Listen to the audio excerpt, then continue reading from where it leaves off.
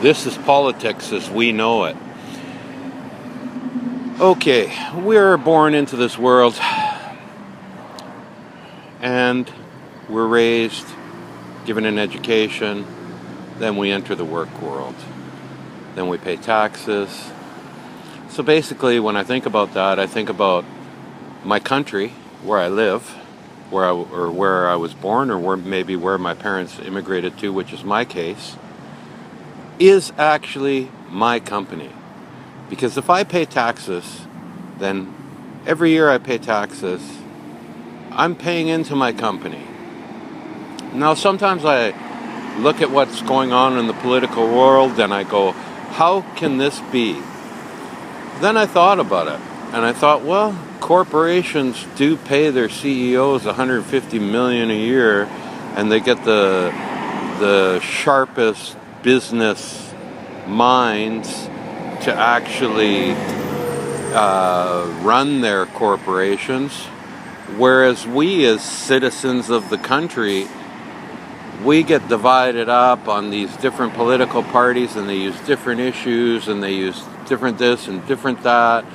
Then a lot of times we go with the guy with the nice smile and who relates to family values or something. A whole bunch of story, really. He gives you a really nice story, and you vote for him, and then he appoints the people to run our company. Remember, we pay taxes. We don't receive shares, but we're supposed to, benefit from prosperity, Here in Canada, we have a healthcare system, one of the best healthcare systems in the world, apparently, and it costs a single individual like me, I think $74 a month now, whether I use it or not. So that free system you're talking about, X that by how many taxpayers, working age people in Canada, and you don't really have a free system. So anyway, let's go back to the political part.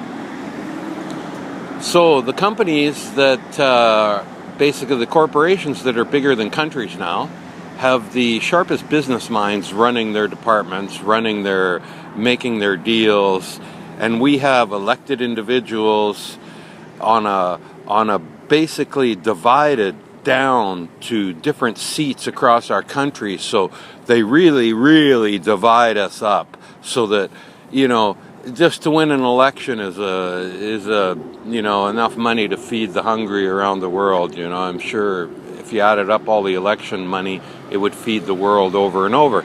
So my thought would be, let's just say Minister of Environment, I would have elections, a free election. But I don't want to vote a party in, this party, that party, this party. I want to vote for the person who can actually do the best job. So let's just say I was an environmentalist my whole life, and now I see that I could be of vital service to my country. I throw my hat in the ring. David Suzuki, Elder, Wise, throw your hat in the ring.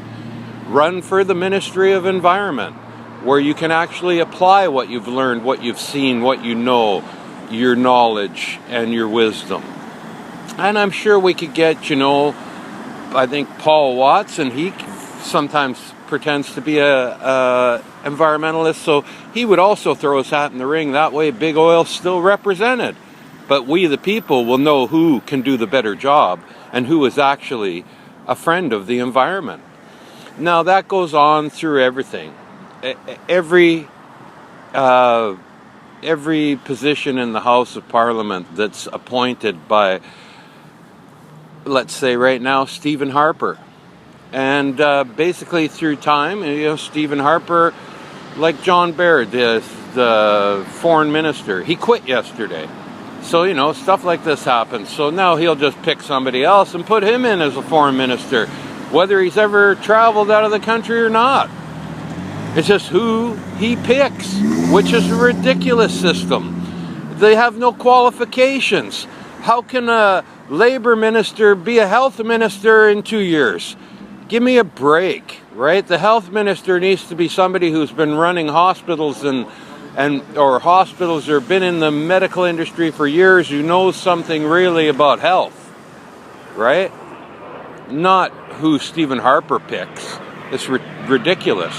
So my thought is, the way it should be is, because it's the most important company of our lives that we pay into for our whole lives, and we never get a stock, we never get a dividend, which is another absurdity in reality.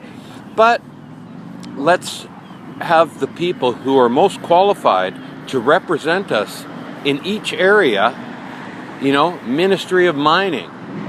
You have to be a genius in mining. You have to see through all of the facades that the mining companies are throwing up. And you cannot have a conflict of interest where they're donating to your party. Basically, with my system, there is no this party raising money, this party raising money. What the hell are we doing? Giving money. I mean, average citizen like me, I'm not giving money to a political party. I can't afford it. So that just goes to tell you who influences the political parties. The people with money. So money's out. Every candidate gets a budget from the taxpayer. That's it. Done. Every candidate gets a small budget, and it's more about debating, and it's more about issues, and it's more about your resume. What have you done in your life? What do you know about the position you're applying for? Not, I won the riding in Richmond West. It's, I'm running for the Environmental Minister of Canada, right? And it's an easy way to hold everybody to account, because there is no different alliance. There'll be so much more transparency, and you will actually have people in the positions that care. Not people who are, after I do my 4 years, I got a sweet pension, I'm all this, I'm all that. This is about a real system.